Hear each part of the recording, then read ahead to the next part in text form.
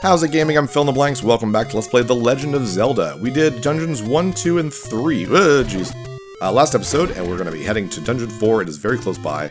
Though, with the new raft item, we could go and get a new heart container, but it is on the other side of the world. And after Dungeon 4, we're going to be trekking across the world to get a couple things, so I'm just going to leave it for that. I don't need that extra 1 heart for now. By the way, correction from the first episode, there are 5 heart containers on the overworld map, not 4. My mistake. With the raft, we can set sail onto this screen, and it's one of the very few screens on the entire overworld map where you need to have gone into a dungeon and get a specific item in order to get to. But here we go. Dungeon 4, the snake. First thing we're going to do is head to the left, get a key. We have 7 keys. I want more than that. I always want healthy amount of keys. And I mean, to be honest, we're not going to need all those keys anyways, but it's nice to see the whole dungeon. I just like seeing the whole dungeon anyways, so. I might pause every so often just to take a swig of water. My throat is absolutely killing me right now. And I set aside today to record a few episodes, and I'm not letting a sore throat get in the way of that. I don't know what it is about this year that every time I I don't get a whole lot of time to just set aside to do multiple episodes a day. But when I can, I really want to take advantage of it, and for some reason, this year, every time I've done that, I come down with a crazy sore throat right before that time. I have no idea why, but my luck, man. In dark rooms, you probably just saw that, obviously. But if you use a candle, it does light it up. Kind of a neat little thing, I like that a lot. Gives you a secondary use for the candle. So hooray for that. Got the compass. Tell that the Triforce is way up there.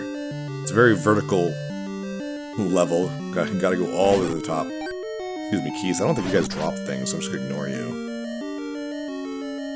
And I think that's the same thing for the Vires. I think that's what these guys are called, and they turn into red keys. I don't think they can drop anything either, so it might not be worth actually fighting them. That's the case.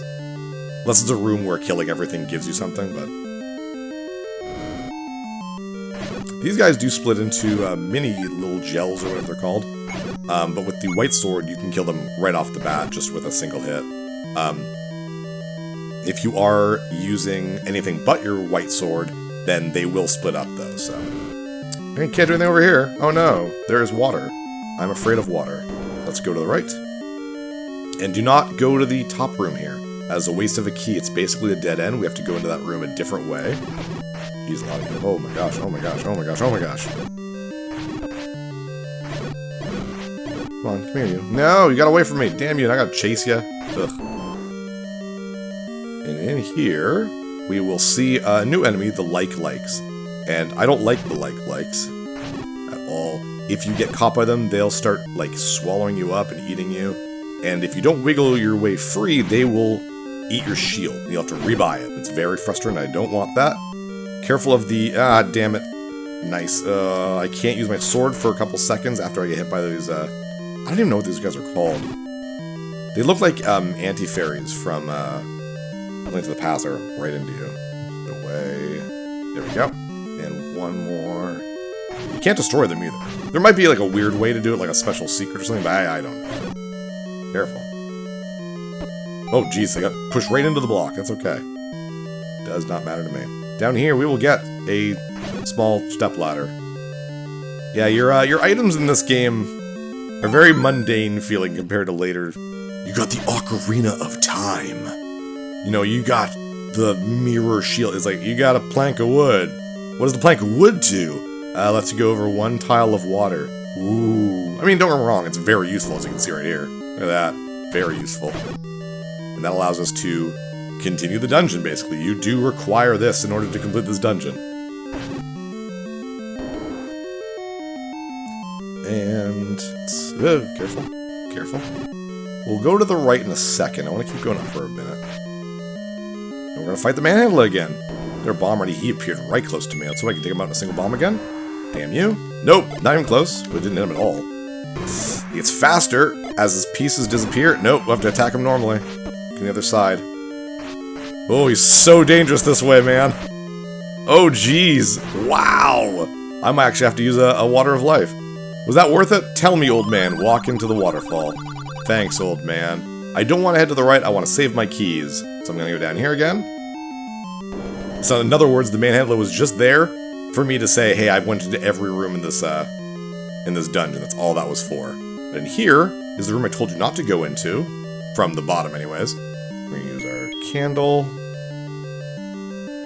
And that's why.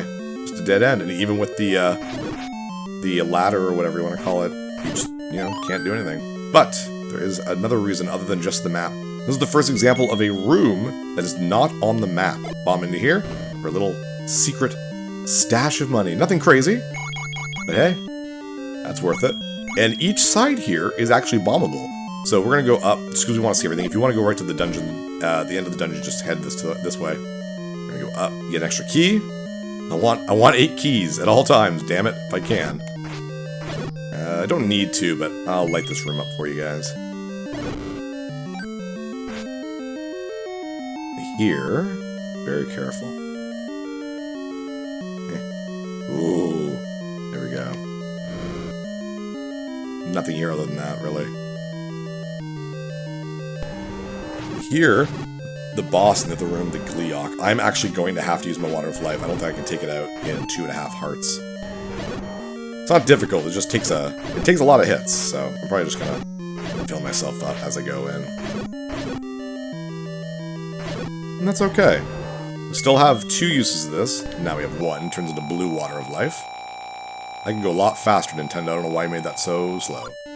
Then make sure to deselect it, or else you'll accidentally use it. Believe me. Don't take the chance. Go in there. Gleeok is something you see in a Zelda game every so often. Which is kind of cool. It's nice to see the classic enemies come back. When you kill one of the head, oh, it comes apart. I love that. It's very neat. Come here. Make a nice strike on it. No, there we go. I could have done it. That's okay. I'd rather be safe than sorry. And up we go. And that was Dungeon 4. And now let's go around Hyrule for a little bit more of the kind of hunting for items. Nothing crazy. There's only like 4 items I think we're getting, and then we'll go to World 5. Keep going to World 5 because I'm so used to like Mario and stuff, but head down here, and we're gonna go right past the opening screen of the game again. Kind of follow that same path down the coastal road. Oh, and while we're here, I want to show you a fun little trick. If I can do it. I'm really bad at it. Something that speedrunners do that allow them to wrap around. Let's say there was a wall here and I couldn't get past it, but I wanted to go to the left. Let's see if I can do it. Nope. Oh, it didn't do it. You gotta stop Link at a specific spot 5 pixels away from the edge of a screen. I'm so bad at it. I won't take too much time trying to do it. My god, I'm so bad at this. Oh, is that it? Okay. Then you tap down. Nope. Failed. You tap down in a way that he turns to the left instead, which is weird. Oh my god. How people do this on a regular basis, or consistently. Oh! I didn't do it. Basically, you'll try to leave the screen, but you'll actually wrap around to the other side. It's kind of interesting. But I'll try one more time, and then we'll keep going. I'm so bad at it.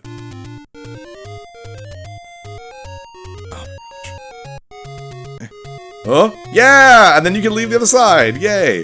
So you can actually do this on the left-turn side of the map, and then go all the way to the right side of the world. I'm like, that's really, really cool. So I'm not using that, obviously. I'm terrible at it, and we have better things to do than watch me try and fail speedrunning techniques. So we're going to continue on. But we are now basically going to get the last 2 hearts on the overworld map. So much stronger than the last time we did all this. We want 100 rupees. I believe it's for this dungeon. But we are able to buy something within the dungeon itself, believe it or not, which is very useful and I want it. So it's one of those not necessary sort of things, but I mean it's very helpful. It's not a specific item really, but you'll see what it is. Damn you. Remember that with my magic shield I can actually block the Zora's fireballs now, thankfully. We'll go up here. This is where we could have bought the bombs the first episode, but we're going to keep going. And with our new step ladder thingy, we can walk across here, not get hit, and then get the next heart piece. Very, very cool. And up here with our new raft, we can do the same thing, kind of. Go up here. You are right in the way, Blue Octorok. Get away from me.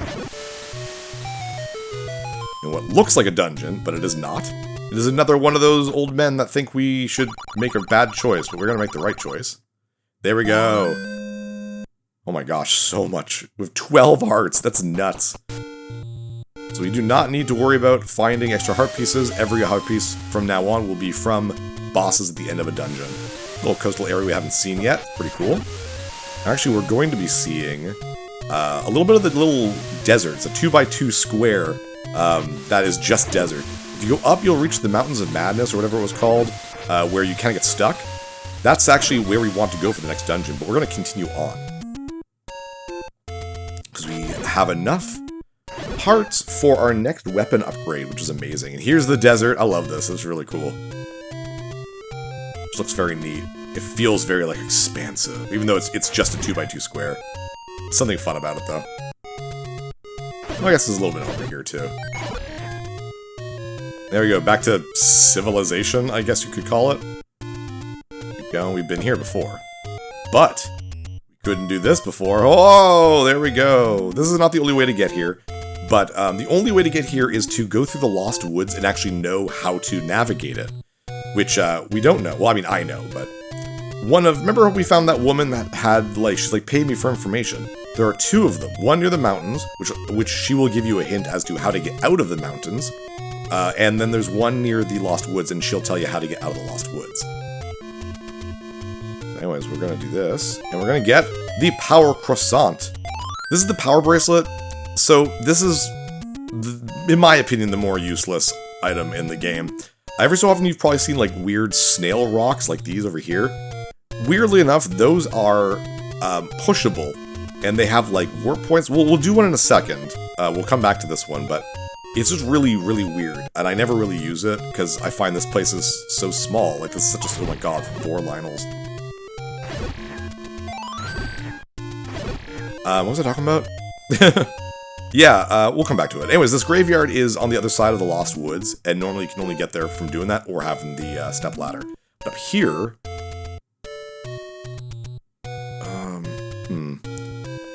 There we go. Let's say, master using this, and I'm gonna have to thank you so much. This is the magical sword, the strongest sword in the game. It is still not the master sword, but it is very strong. I've effectively doubled my attack again. Let's get out of this graveyard. Or we can spawn a ton of ghosts if we want to, which is, again, something I did as a kid. It's just fun to do. And we'll take one of those little warps. Again, I don't really use these very often, these warps. I gotta kill red lion. Yeah, okay, it's the blue Lionels I can't. 2 hits, still very good. Alright, let's go up here. And use this warpy bit. I don't even know how it works. Oh, there we go. And there's 4 of them, I think, around Hyrule. Take any road you want. And for this one specifically, I want to go to the right. That'll bring me... Is this it? Yes. This will bring me close to the Mountains of Madness. So, I don't particularly like using them, but if you do and you know where they all go, then it allows you to traverse the world map faster. I'm just bad at it. So in here, the secret to traversing the mountains is to go up and just keep climbing. Keep climbing that mountain. Just keep her going. After 5 transitions, you will find World 5. Go with me. Here we go. World 5, the Lizard. First things first, let's go to the right. To fight a new enemy. Whose names I don't remember. Pole's voice, something like that. In the original Japanese version, there's one of the men that explain things to you will say something like, they don't like sound. They'll also say, like, the boss of this level, I think it's the boss of this level, Dig Dogger hates sound. And what you're supposed to do is actually yell into the microphone of the second player's controller. That's not a thing in the American NES. It's a thing in the Japanese NES, the Famicom, but it's not a thing in North America or Europe. So it doesn't really mean anything to us, unfortunately. But I think this is the man. Yes. Dig Dogger hates certain kinds of sound. Now that I can do something with. It's the Pole's voice that I can't do anything with. So I'm just going to... I just got a text from Kate. I'll be right back, guys. Sorry about that. She's out and about, and she decided, she's like, I'm going to get something from a place called Noodle Box. So I checked out their website. I was like, oh, cool, pick me up on this. Buy one. It sounds like one of those pop-up restaurant kind of things, but it looks pretty good. So might as well try it. I haven't had noodles in a while. We got Gibdos. Mummy enemies, very weird. And don't use a key over here, we've already been there. We do want to bomb things, because bombing is fun. It's fun for everyone. There we go. And where am I going now? I don't know. Do you want the map? Maybe I should have gone up to get the map. You know what? Let's take these guys up first, and we'll do that. Some bombs. Actually, you know what? Let's go do it now.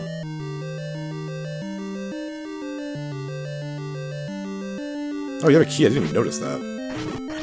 I have 10 keys. My god. And here we have friggin' Dodongo. 3 of them. Making this a much harder room than the boss of Dungeon 2. There we go. 2 of them down. Easy enough. Bam. And we got some bombs back. Up here, wasting a key, but I want the map, so... I'm okay with it, I guess. Thank you. That's the lizard. Kind of looks like a Muppet. To me, anyways. I don't know. That looks like a Muppet to me. And let's... Okay, let's go to the left. I think we get another key from these guys, too. Crazy how many keys this game wants to give me. Thank you. Another 10. I don't know what the maximum is now that I'm thinking about it. Is 10 the maximum? Can I get more? I don't think I've ever gotten this many. I'm gonna get bombs from these guys in a second. Gibdos have a lot of health. They are pretty persistent. In later Zelda games, they are very susceptible to fire. Which makes sense. I mean, they're all wrapped up and whatnot. And here we got blue dark nuts. Much stronger dark nuts than before. Yeah, I think you have to kill them before they'll... Jeez. Oh, he pushed me right through the door. I think you have to kill them before I can move any blocks there, so I think I do need to take them out, so let's do so. Oh, they're so dangerous. 2 hits, though, okay. With my magical sword, that definitely makes a difference. God dang it. They do a lot of damage to me, considering I've got the blue ring. They're still doing that much damage. It's pretty good. There we go. Not bad. Got a heart out of it. This will... bring us to another part of the dungeon. I think it takes us all the way to the top. Yes, it does. Okay, very cool. I want to go left here. Fight some more blue dark nuts. Dangerous rooms, but this will get us the item we need. Jeez, a lot of them. Oh my gosh, that was satisfying. Oof, my gosh, how many did I take? Oof. At least I'm doing a lot of damage to them, so I'm happy with that. Gosh. This is so dangerous. This game is starting to get harder already. Actually, level 5 is definitely marks a difficulty jump, but level 6 is absolutely ridiculous in my opinion. Oh, that's nice, thank you. Level 6 is usually considered the hardest dungeon in, like, compared to, like, where you are in the game. Yeah. But anyways, here we go. Here's the flute or recorder or something, but basically now we have sound that we can use against Digdogger. And of course it does have magical properties too, but we won't see that for a little bit. Down here... Don't need to do this, this is completely optional. We will get a key back for doing it, so it's not really a waste of a key. Damn you. Just a bomb. By the way, your bombs can't hurt you, I just step away out of habit because of other Zelda games. And here though, I bet you'd like to have more bombs. You'd bet you're right. I was gonna say something clever, but no, he's right. For 100 rupees, I can now carry, it looks like 12 bombs. It also refills my bombs, I think. Very nice, and now we can head back out. The whole little area you can only go to by going to that little left turn area in the... I don't know how this map works, it looks like the bottom of the jaw or something like that, like the underbite or something like that. Let's ignore you guys, I've had enough dark nuts to last me for a while. Ooh, nice. I'm always up for a heart. I'm starting to run out of time. That's okay. If we go over, it's fine. For Zelda games, there's a little bit more leeway, in my opinion, for how long a dungeon takes and that sort of thing. Oh, I have to kill all of you, I guess. Oh no, I can keep going. No, this is the right one. Sorry, brain. Still kind of sick, like I was saying. Take a nice big swig, actually. Give me a second. I needed that. The dongos are back. Don't care. Bye-bye. As we can get to continue on this dungeon. Get my candle back. I don't think I need to take you guys out for any reason, but money's fine. Ooh, plus thank you. Okay. Still need that money, just in case. Up here we have... Ooh. More Gibdos. If you go to the left there, it's just where we got the map. So nothing of value. Gibdos are really slow. So attacking them and take them out doesn't really take a lot out of me. Some more dark nuts here. We also get the compass if we take them out, which is something we want.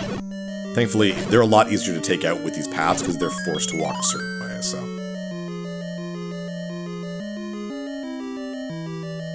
Ooh, Pole's voice. There's nothing else here, so I'm just gonna... Yeah, I'm just gonna go. I'm gonna leave you guys to it. Bye-bye. It's like keys nearly in every friggin' room here. One here if we take out the Gibdos as well. Nice. Triple kill. Stop avoiding me. No, stop it. Thank you.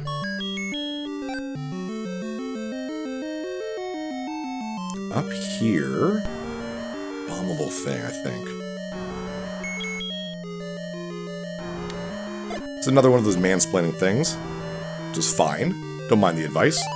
A secret power is said to be in the arrow. Okay, whatever that means. But here we go, here's the boss. Let's get our recorder on.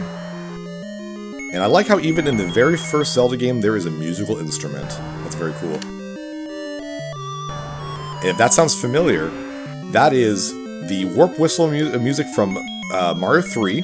It's also the opening music to Ocarina of Time. Just much faster. There we go. That was Dig Dogger. Weirdly enough, you can go down here, which is not where the Triforce is, and you have to fight a bunch of Gibdos. I just think that's really funny. Like, here's a trap, you jerk. You didn't get the compass, you dumbass. But yeah, that was level 5. And don't worry, we don't have to fight Dig Dogger again. But yeah, no, I like how there's a recorder or flute or whatever. Almost every Zelda game has a musical instrument as one of its major items. I just think that's really neat.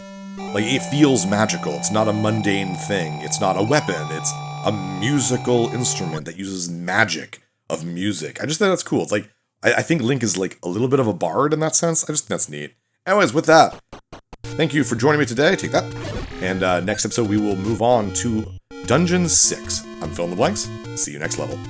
Hey, thanks for watching. If you liked this episode, click that subscribe button and hit the bell icon to know when the next episode is up. If you want to support my channel, share some videos with some friends and consider supporting me on Patreon.